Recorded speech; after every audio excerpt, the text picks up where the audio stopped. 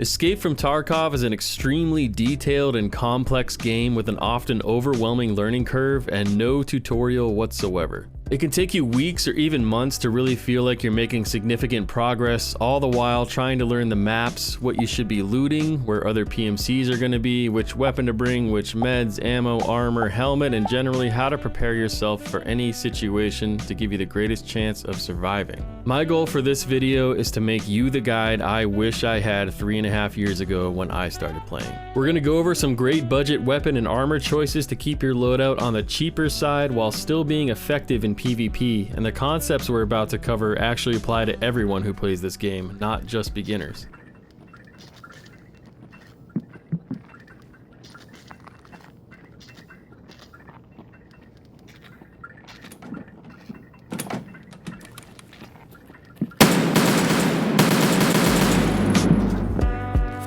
One down. Oh, 2 down actually. You'd probably understand by now that the main kill zones in EFT are your head and chest, or thorax as it's referred to in game. Ideally, we only want to use ammunition that will kill in 1 headshot or up to 2 chest shots, but not more. To do this, we need to take armor penetration into account, and more specifically, which armor class we most expect other PMCs to be wearing.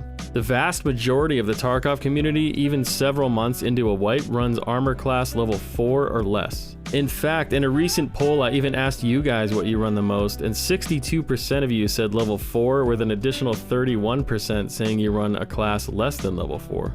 Keeping this in mind, we want to build our loadouts around cheaper ammunition that can reliably kill in 2 hits or less through level 4 armor.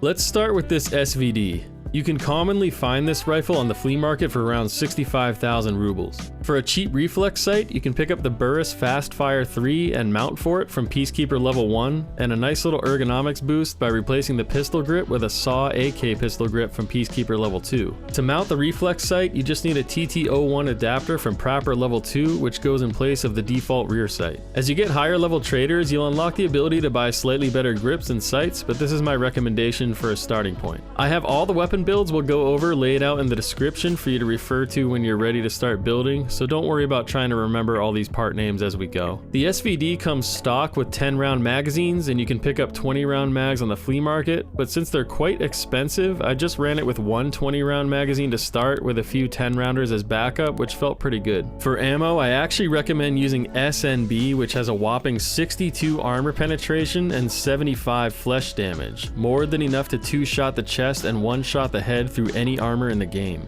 You could also try using 7N1 or LPS ammo, but with the recent chest health buff from 80 to 85 hit points and how commonly SNB spawns in raids, which drives the price down, I highly recommend going with that. The Veper Hunter and M1A are 2 of my favorite budget DMRs as well. Plus they both sound awesome.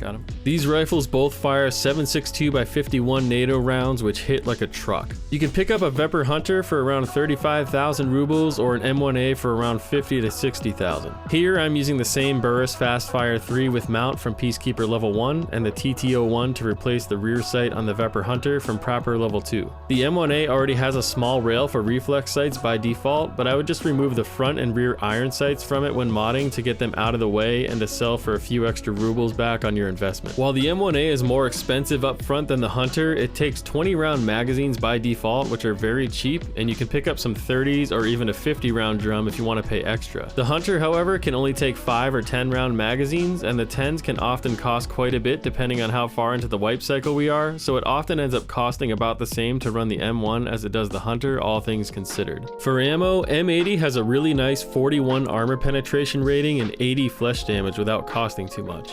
Alternatively, you could consider running BPZ FMJ rounds, which have only 31 armor pen but 88 flesh damage, which means they could actually one-shot with a chest hit, but only against level 3 armor and below. At level 4 armor, they would struggle a bit, which makes M80 better overall for PvP in my opinion, but BPZ could be a great choice if you're just farming scavs for a quest, and they're extremely cheap. If you have any M61, M62, or M993 rounds kicking around, you could use those too, as they're all extremely powerful. Just use them wisely, as they tend to be very expensive. It's time for one of the tried and true, the reliable AK-74M. I was reading chat. I was reading chat. I'm so lucky he didn't fucking see me. You can build this exact AK from level 2 traders for around 90,000 rubles in total, and you can even cut a few corners to make it a bit cheaper. For this, I bought the basic AK-74M from the flea market for about 25,000 rubles, and if you have a level 2 workbench, you can actually craft these yourself for closer to 15,000 rubles in parts. As a reminder, I have all these builds laid out in the description for you to refer to later when you're ready to start building. I picked up the B10 handguard, DTK1 muzzle brake, and RK4 foregrip from Skier level 2, a recoil pad and TTO1 rear sight adapter from Prapper level 2, the Burris Fastfire reflex sight, mount, and saw pistol grip from Peacekeeper level 2. All these together leave you with a solid 57 ergo and a very manageable 70 vertical recoil without destroying your bank account. Optionally, you can toss on an RP1 charge handle for an extra point of ergo and your flashlight or laser of choice if you want to. For this build, we're using 545 BT ammo because it's got more than enough damage and penetration to 2-shot thorax or 1-shot the head through class 4 armor and helmets, while costing very little on the flea market due to the high spawn chance these rounds have, especially on reserve. Now, if you're into close quarters like I am, you might want to try out the MP5 SD. For this, we're actually going to use super cheap ammo to utilize this weapon's insanely low 26 vertical recoil to go for headshots. You'll have to forgive my excitement here.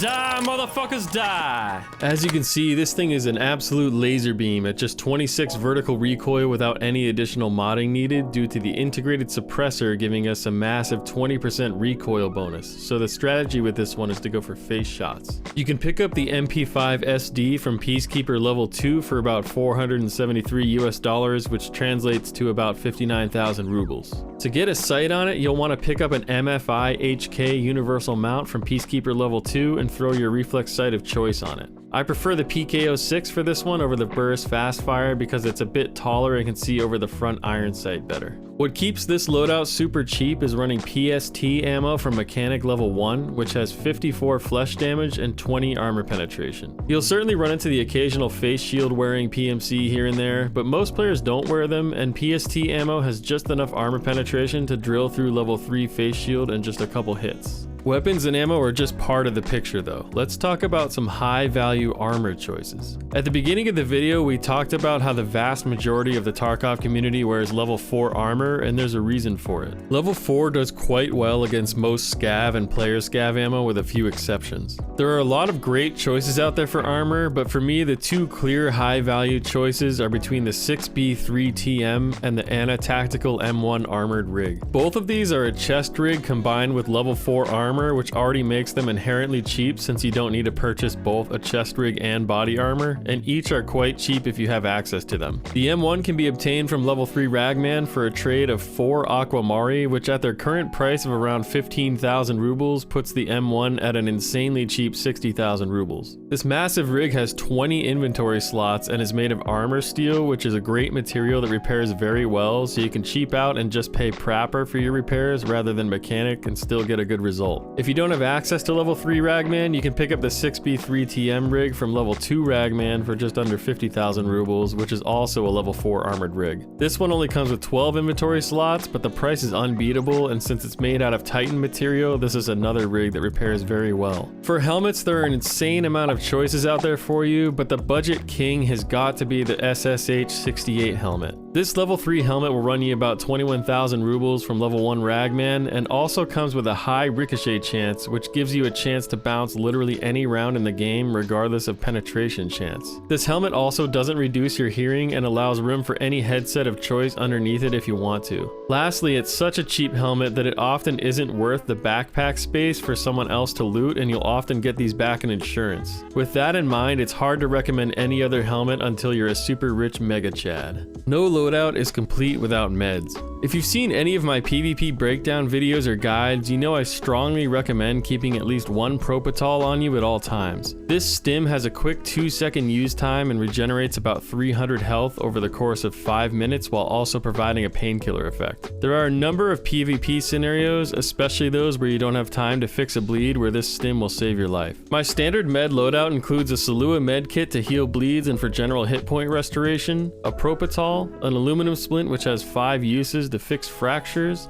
an Eskmark tourniquet to fix heavy bleeds, and a CMS field surgery kit to restore blackened limbs. I also recommend carrying either a Golden Star, Vaseline, or ibuprofen in your secure container as a multi-use painkiller to help you get out of a sticky scenario. All of these are pretty good and generally give 8 to 10 minutes of painkiller effect per use. I keep my med kit and Propital in my rig and have them hotkeyed and ready for combat, and try to fit as much of the rest as I can into my secure container to cut down on the cost of death. If you guys have any questions or just want to hang out, drop by the Twitch stream anytime. Feel free to ask questions in the comments below, and make sure to like and subscribe if you found the video helpful and want to see more content like this. Thank you for watching, and good luck out there.